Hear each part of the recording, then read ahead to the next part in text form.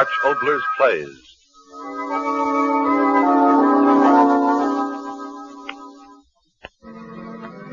On the winds of the night, we bring you a story whispered in the night. 3 short plays of the ways of men, past, present, and future. First, the past. The time, one of our yesterdays. The place, the main square of the village. It had once been a tree-circled gathering point for the women and old men to sun themselves. On its clean pavements, the children had played. But now the trees stand charred and broken. Blocks of jagged masonry lie piled in empty disorder. There is no village, only hovels clustering on the edge of great shell-blasted craters. One thing alone rises complete, shining new in the early morning sun, a crudely fashioned statue of a man. And before this statue stand a small boy and a bent old man. The boy speaks. But were there so many people before the trouble, Grandfather? People? Yes. Hundreds and hundreds of people. The square here would be filled with them of a sunny day. The old ones sitting, the young ones strolling, the children playing. Hundreds, I tell you.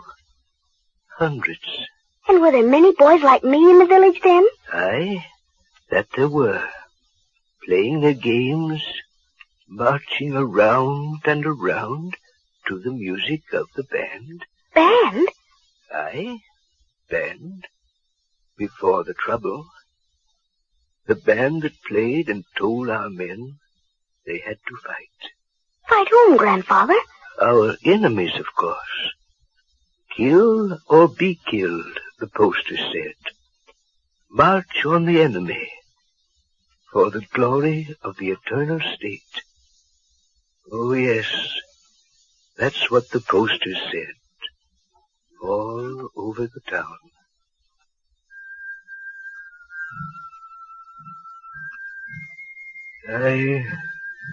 It's as if I hear them now. The band playing here in the square, the women talking war talk, the men seizing their guns, aye, guns. All but one, Jan Pero, and him they hated.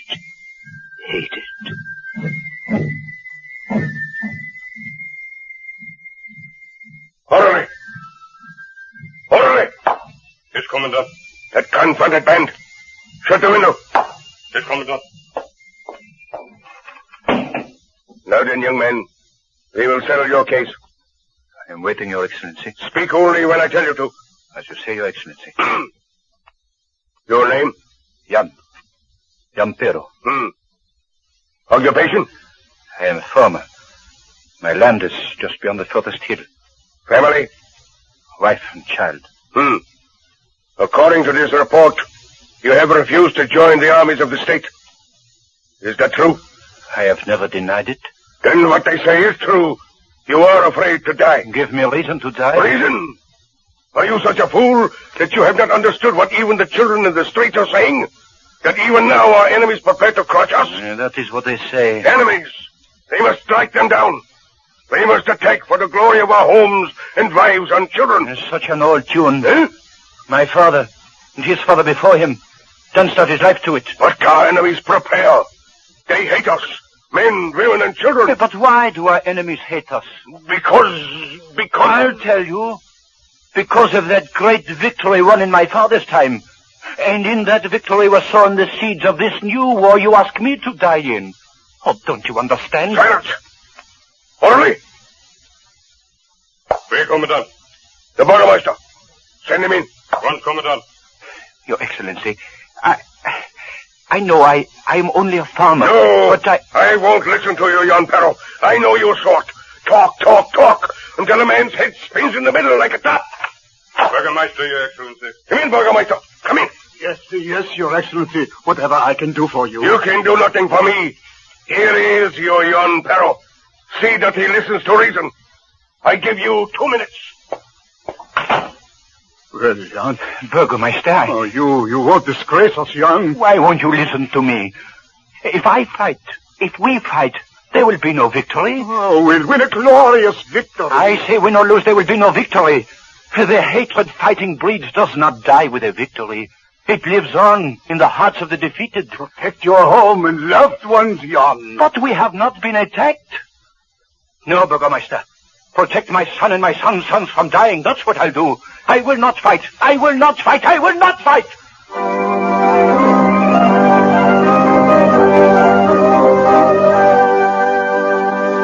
Oh, Jan. Jan. Do not weep, little wife. But I heard. What you heard were only words the commandant squeezed to frighten me. I spoke only the truth, my wife. He knows I did. Jan, do what they say. Eh? You want me to go to war? Because you cannot stand people's empty words? Everyone is going, Jan. You must too. Anna, my silly little one. You don't know what you're saying. Do what they say, Jan. Do it. No. You are afraid. You are. Anna. Afraid to fight. To protect your home, your wife, your child. Afraid. Yes. Yes. I am afraid. Afraid. But not afraid of what you think, my wife. Not afraid of the quick death of a smashing bullet in my head. No. No, not afraid of the slow death. Squirming in the mud of a stinking trench with my blood pouring from me like a burning fire. I tell you, I am not afraid to die in battle, my wife. I am afraid that I might not die. What? I'm afraid that I'd live through this war and come back and see the years go by and watch the next war brewing. Watch my son fed with the lies they're trying to feed me. Watch the new hates growing in those other lands. The hates my rifle had helped shoot into their hearts and minds. That's what I'm afraid of, my wife. That's why I will never fight. That's why I'll never...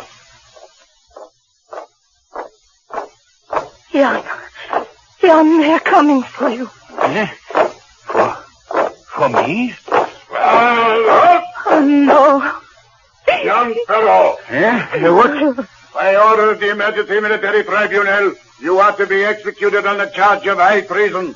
That execution to take place at once. Jan!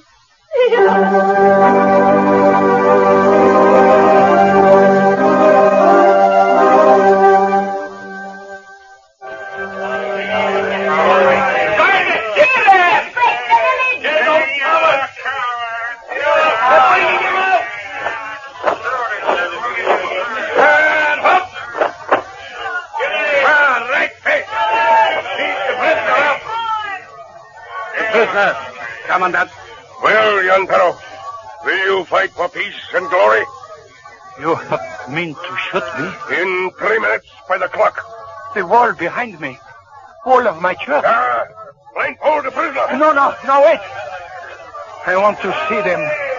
The crowd there. Look, they were my friends. You there, Eric.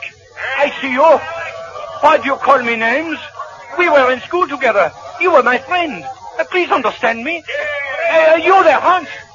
Remember the long talks we had together of beauty and a brave new life? You, Hans, tell them what I mean when I say that war. No, they will not listen. You see, Commandant. Look at them. My friends. Even the thought of war. And already they are not men of the soil, men of the shops, but things of hate. And that hate will not stop when the terms of peace are signed. It cannot stop.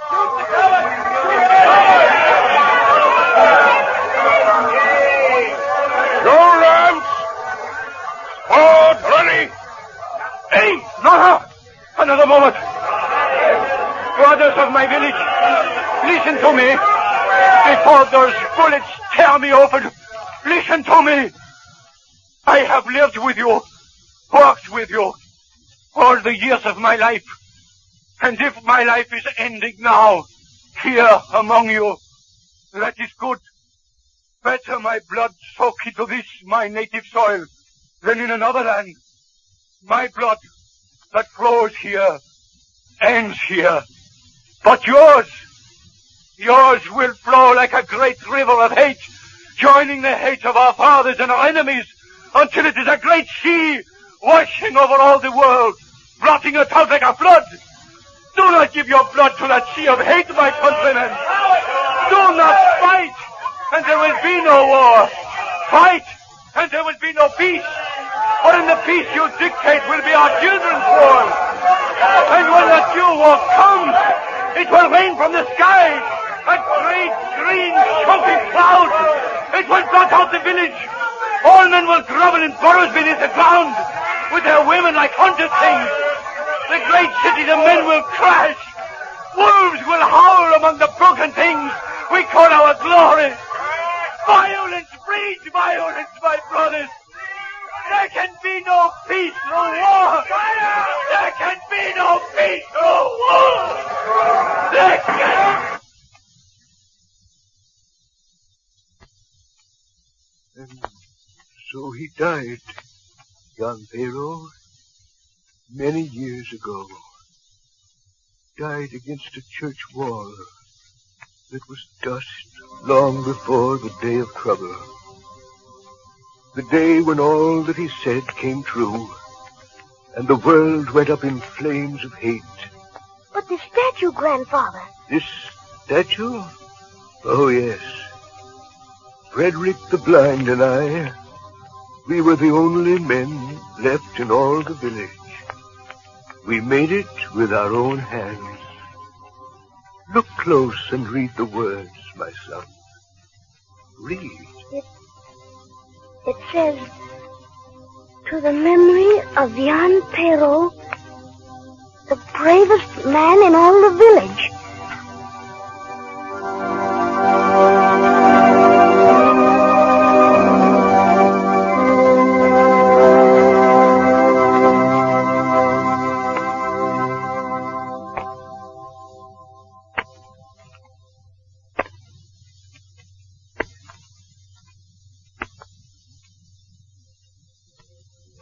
And now the second in our short plays of the ways of men. A story of the present. The scene aboard the U.S. destroyer Liberty, somewhere in the Mediterranean. It is dusk. The usual disciplined calm of the battleship has been broken for the past half hour by a minor tragedy of the sea. In the heavy fog, a small fishing skiff had been cut down by the lunging prow of the destroyer. At the moment, the senior officer is making his report to the commandant. No doubt, sir, from the testimony of the men on deck, that not only was the skiff operating without a foghorn, but she didn't have a light on it either, fore or aft. That's all very well, Lieutenant. But what I want to know is, how about the boy? Oh, he's all right, sir. Not a thing wrong with him. Raising the devil good and proper, that he is, sir. Eh? What do you mean? Well, sir, it's a boat he wants. A boat? Aye, sir, a boat. The minute he hit the deck, he began yelling for a boat in place of the one we ran down. Put him below deck until morning. Oh, but that won't help, sir. It's the baby that's got us worried. Baby? Aye, sir, baby, sir. The one the lad brought with him. 10 or 12 months old is how I rate it. Lieutenant, perhaps you're not aware that I saw the boy brought over the side. He was alone. Aye, sir, alone, but all the time he had this kid, this baby, wrapped up snug under his coat. Didn't know it was there, we didn't, until all at once he takes it out and starts dressing it in the dry stuff we gave him. Well, I'll be... Aye, sir. Whose baby is it? Who's the boy? What was he doing out here in the fog in a small boat without running lights? Well, that's just it, sir. He won't tell us. Eh? Just keeps yelling for a boat right away, quick. Kid under one arm and waving his fist, yelling to see the captain. It's one hell of a mess, sir. There, sir. Do you hear him? Send him in. Aye, sir. You boy. The commander will see you. In here. In here. This is him, sir. Them, sir. Very good, Lieutenant. Aye, sir. Come closer, boy. Boy, can't you do something about that child? You are the captain, senor? I'm Commander Roberts. Now that baby, can't you do something about him? Huh? Quiet, little flower. This is the captain. He will help us. Quiet, little sister. Well, she certainly listens to you. As you will listen to me, captain. A boat. You will give me a boat. I must have a boat quickly. Do not stand there. All right, boy. It's about enough of that. You'll be taken care of. You mean that, senor? Certainly. Then you will give me a boat now? Boy, try and understand. This is a government ship. I am sure proper compensation will be made for your loss. The words, senor. All of them I do not understand. This I know. A boat. Give me a boat, senor. There is no time. We must go. Stop that. Didn't you hear me? I said you'd be taken care of, you and your sister. We'll get you back where you belong. Is that clear? A hole in the ground. Eh? A hole in the ground is good enough for me, senor. But my sister, I do not think even you would want that for her. What are you talking about? You said you will take us back where we came from. Well? The bombs made great holes, senor. Where are you from? Aquila. Oh. My sister asks you to. You will give us another boat, senor? Your family? I told you, senor, I told you. Hole in the ground. I'm sorry. Aquila. It's 200 miles from the sea. Battle area. Boy, how did you manage to... You don't mind answering a few questions, do you? Questions? Questions, senor? You ask me? No. I have questions I have wanted to ask for many days. You have gray hair. You are old. They always tell me the old are wise. So now you tell me, senor. What? Senor, why did they die? Oh. Well, it's a war, boy. Difference of ideas. Someday you'll understand. Understand, senor? What is there to understand? Pepe understood to milk the cow. Jimenez understood how to make baskets to sell in the marketplace. Teresa, she understands how to beat the clothes white on the stones of the river. Juana, how to take care of her 5 children. But war, senor. So good in our village. The sun so bright, the air so clear. What had we to do with war? Make me understand, senor. Why are they all dead? Well, Civil War, as I said, difference of ideas. How can I explain? My papa tells me many things. He talked to me of a world where men think free and talk free, where everyone has his own land, not too much, and men are like brothers. Is this why my papa is dead, senor? Is this why bombs drop from the sky? Boy, listen to me. No, senor. You do not know. You are not wise. No one who is old is wise. I must go. A boat, senor. Give me my boat. Boy. Listen to us, senor. Our village was full of such laughter. Where is it now? Only Maruja and me. Her I take away to some place where there is nobody old and wise to drop bombs on her. So that's where you were sailing. See. We came so far until I found the boat. Then the sea. We were so happy. All at once your ship, so fast, I could not get us out of the way. She is so little, senor. So pretty. When she is afraid, she never cry. Just look at me like she say, brother, you take good care of me. I will take. I will. Give me a boat, senor. Give me a boat. All right, boy. It'll be all right. Senor? This is your boat. Mine? I'll take you to a place where God willing, you and your sister will be safe. You know such a place, senor? Yes. We're not so old there. We haven't forgotten that liberty is not a gift, but a victory. Look, senor. She has gone to sleep, my sister. It was because now she knows I can take care of her. Take her outside, boy. The lieutenant will give you a place to sleep. Gracias, senor. You are good. I thought there was no one left who was good. Gracias, senor. Sleep well, boy. Radio. Make the following addition to message sent to flagship. Quote, In Reese skiff run down in fog. There were 2 survivors, a boy and a baby. We are proceeding on course. We are taking children home.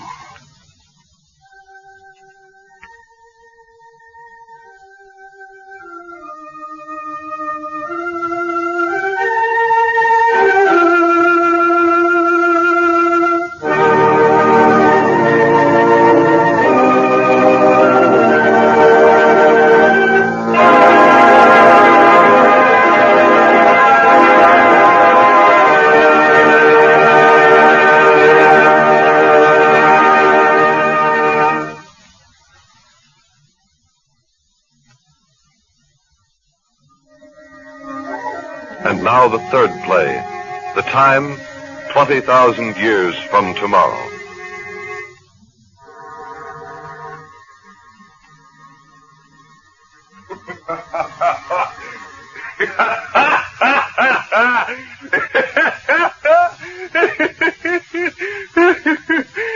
Excuse me, please. I know it isn't polite. I can't help it. It's the funniest thing. Wait until you hear it. Absolutely the funniest thing. Yes, I'll tell you. A hoax. He tried to play a hoax on me, telling me it was an authentic record of their times and expecting me. Me to believe. No. Wait a moment. I'll start from the beginning. Really, I will. And then you laugh with me. I know you will. Well, it started like this.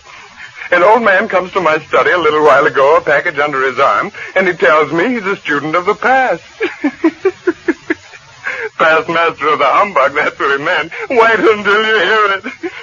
So he has this package under his arm, and he says to me breathlessly, Kind sir, I've brought you the most wonderful relic of the past the modern world has ever known. Really? I said, what are you talking about, and who are you? He answers, A lonely traveler, one who wanders in far-off places.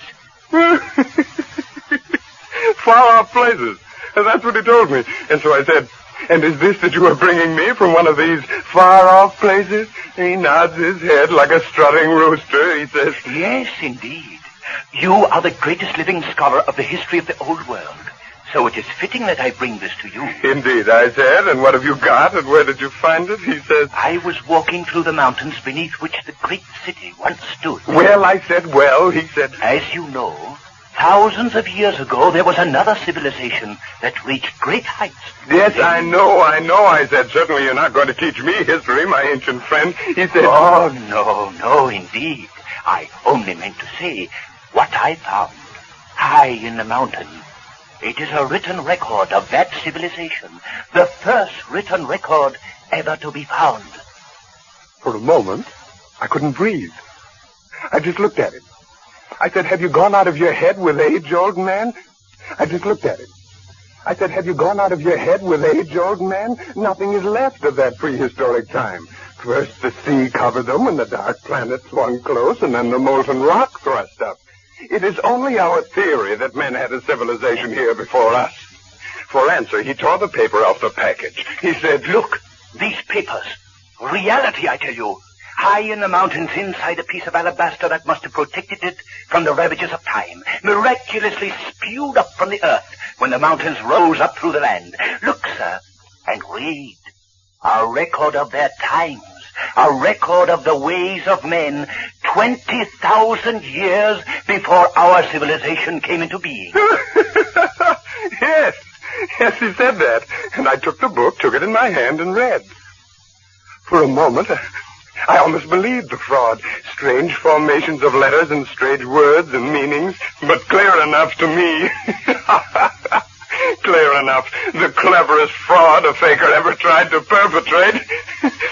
Now, wait. Let me tell you what was in that historical book. He tried to tell me that he'd found the old humbug. Listen to this. First, the book said... Wait until you hear this. First, the book said that the men of that past civilization fought about the land. You don't understand what I mean? I mean the world.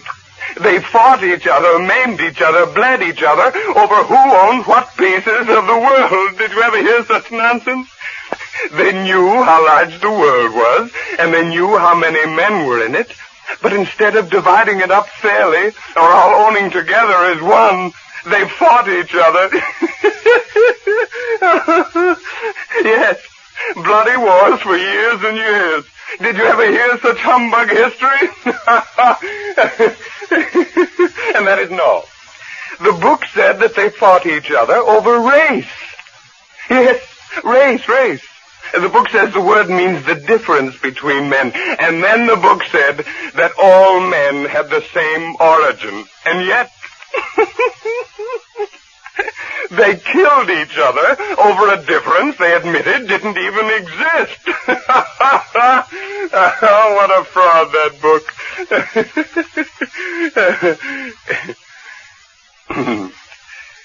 And a man walked that world for a little while who said, "For the glory of God, peace on earth."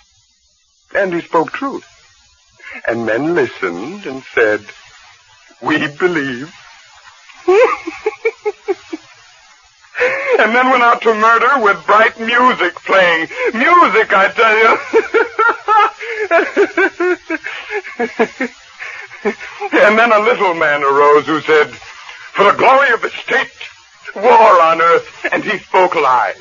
And men knew they were lies, and he knew they knew. But again they went out to murder with the music playing. And here's the funniest. Other men saw what was happening. And they said, "Let them kill. It is not to our interest." And the flame of murder came closer. And still they said, "It is not our interest."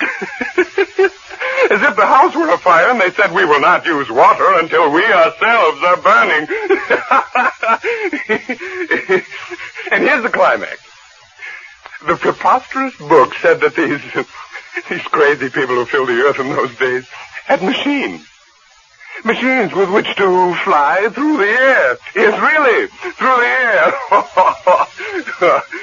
But imagine the wonder if it were true, speeding through the air like the birds' great glistening machines to carry men to new wonders. Guess what the fraud of the book said they did with them? I can hold your sides when you hear this. They loaded them up with horrible tearing things and flew up over the crowded places and dropped them. Yes, believe me. The humbug history tried to make me believe that was the truth.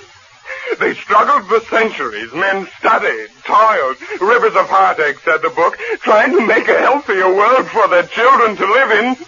And then they threw poison clouds down from the sky and killed them off in tens of thousands. Killed the children.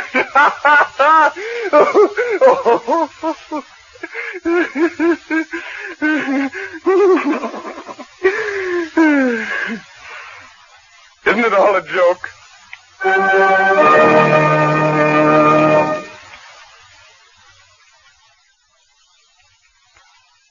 These three plays of the ways of men were written especially for radio by Arch Oboler.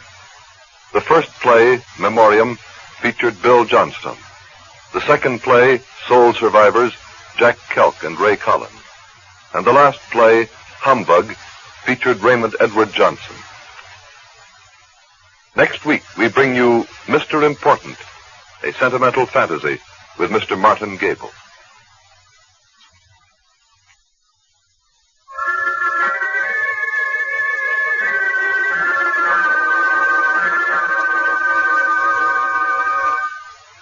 Arch Oboler's plays.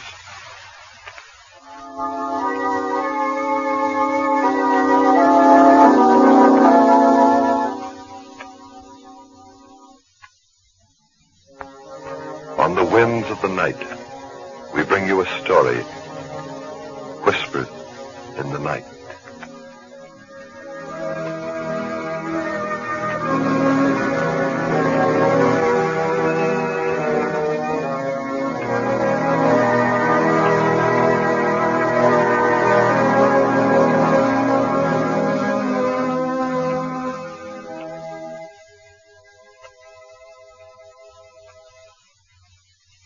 Such Oboler's plays are presentations of the National Broadcasting Company, RCA Building, Radio City, New York.